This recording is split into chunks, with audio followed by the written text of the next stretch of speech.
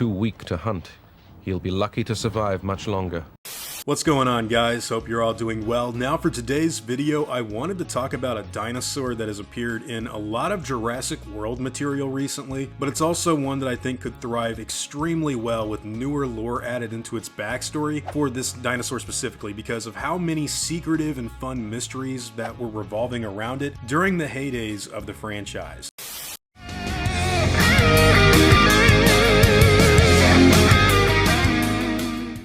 Allosaurus, that one in particular, is a dinosaur that I think deserves a lot of explanations and additional scenes, and if the future of Jurassic should go anywhere in my opinion, the best thing to do would be going back to the 1990s, where the dinosaurs could be used in a lot of cool ways. It appears he broke his middle toe in the fall, and it is now badly infected. So, just to catch everyone up to speed, in the basic lore for the Jurassic Park franchise, Allosaurus is a dinosaur that has existed within InGen as a genetics company since all the way back in the days of Jurassic Park and the Lost World. We never saw a full-blown live-action animal running around on one of the islands, but we do have confirmation that its DNA was in use by the company, meaning that they had to have at least cloned one Allosaur once to know what it actually was. You don't just have DNA sitting on a shelf that's synthesized with a name on it unless you've got some sort of physical proof of what it is. So the idea of it living in secret on Site B, that's been a fun theory and honestly a good possibility for years. It's not like there's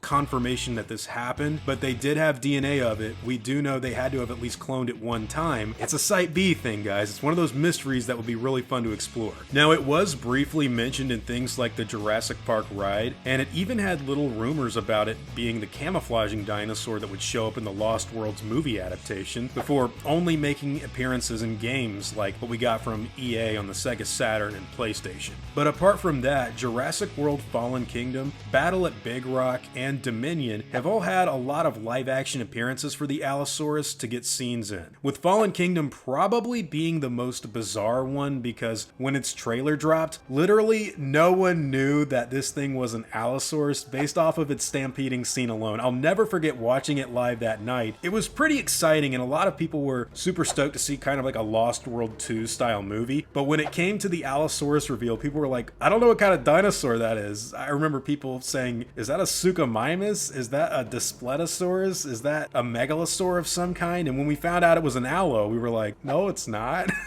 So what's the plan? Yeah, don't die. Don't get dead.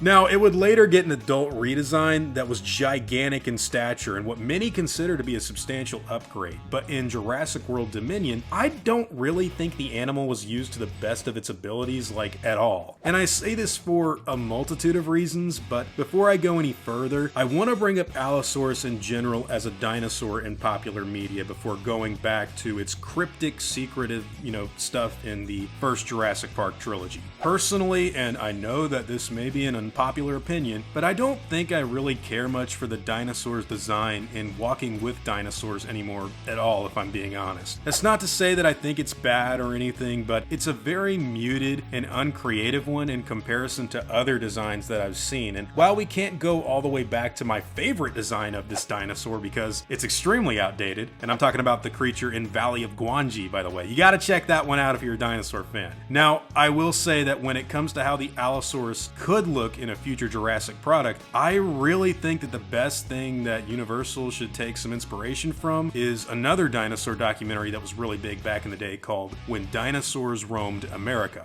So this, in my opinion, is the single coolest Allosaurus design I've ever seen in live action, and it's one that moves, attacks, and hunts in a way that is eerily Jurassic Park to me. I also really like the coloration of the dinosaur to be black in contrast to the greens and blues that we're used to seeing from Allosaurs and other material. Don't even get me started on that Land of the Lost remake. That's silly.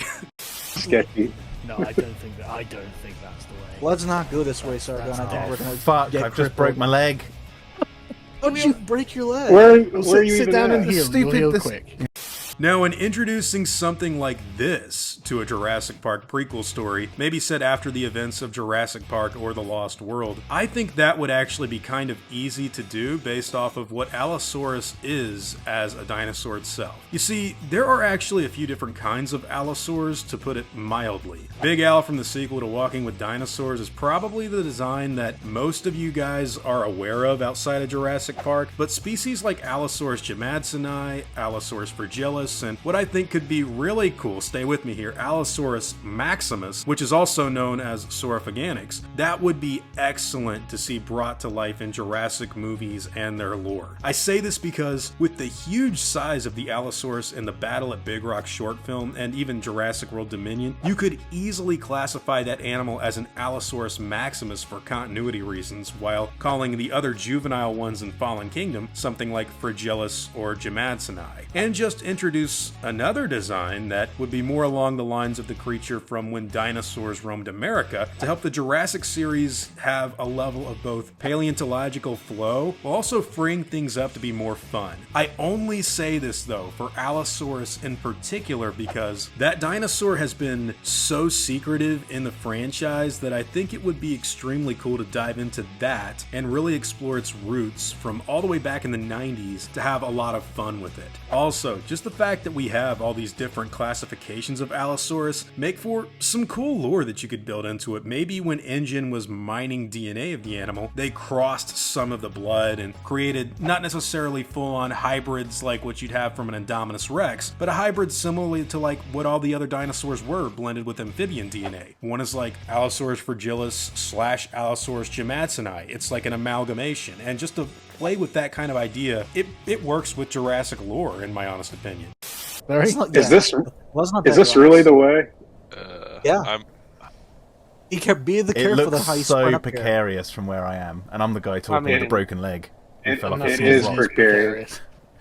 Now, in the Lost World Jurassic Park video game, these guys lived in caves and would pose problems for the T-Rex levels that you had to navigate through. They're darker scaled jaguar-like monsters that are kind of vicious in portrayal, like dinosaur hyenas or something, or vipers in comparison to the T-Rex. And the thought of them hunting in packs to take down things like Apatosaurus or Stegosaurus, that just sounds extremely cool too. Either way, we've only seen live-action versions of the Jurassic World Allosaurs so far in the canon. So imagine something set on Sorna in 1995, 6, 7, all the way up to 2000, with a different looking creature inhabiting the same kind of environment as a camouflaging Carno, or even a full-grown venom-spitting Dilophosaurus. That's the kind of thing that I think would really make for a fun story, and it's something that the lore even lends itself to. I would love to see something like an actual chart of Allosaurus fragilis, jamadsoni, and maximus on a screen in an InGen lab somewhere with different variations of the animal and, you know, what John Hammond and Dr. Henry Wu and all these people were doing with it, because again, the animal we do know for a fact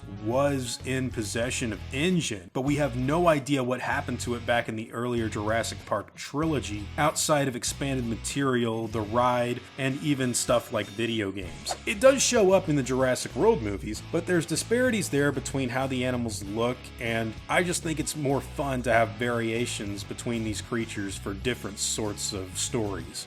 No, there's no way. There's no way. I'm. Yeah, we're gonna die. I just broke my leg. Fuck. Okay. No. I broke a leg too. Whatever they do, I just hope they wouldn't pit this animal up against a T-Rex anytime soon, or really any dinosaur up against the Tyrannosaurs again, because that's been done so much in the franchise at this point that it's really overkill, man. Out of the live-action movies, only 3 of them had the Tyrannosaur actually being the apex predator in their stories: Jurassic Park, The Lost World, and Fallen Kingdom. That's kind of like its own little trilogy for me. The other 3 movies have all gone out of their way to make something bigger than the T-Rex as their main selling point, and I know I'm not the only one that's extremely tired of it. That's one of the reasons I think Fallen Kingdom had a bit of luck with the Indoraptor in that movie. It wasn't made to just be a bigger theropod, and it actually was a continuation of a story point from an earlier film while also doing something new. We might just heal in time to fight him here. That stupid Serrato is like still looking at us, I think. I think that might just be a tree, actually. Yeah, I don't think anyone knows we're actually up here. What if they aren't even up there?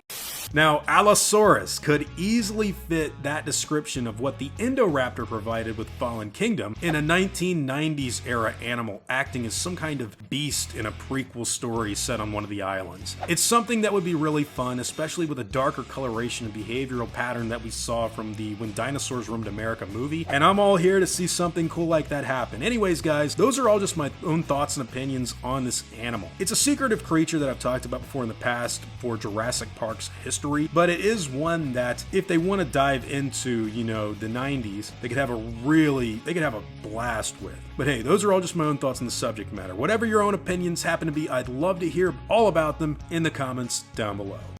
Jack, you were the first one to break your leg. I know, and I still haven't healed. So Jeez, man. Long wait. 7 damage. I'm on 1 damage. You were the first one to break your leg. How is Tell the rest of the group. You're like on a slope. This proves social contagion is a thing.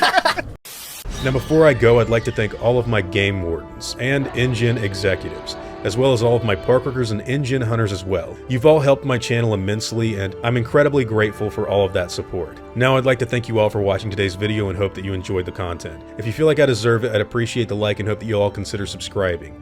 I'll see you all in the next video, guys, and as always, take it easy.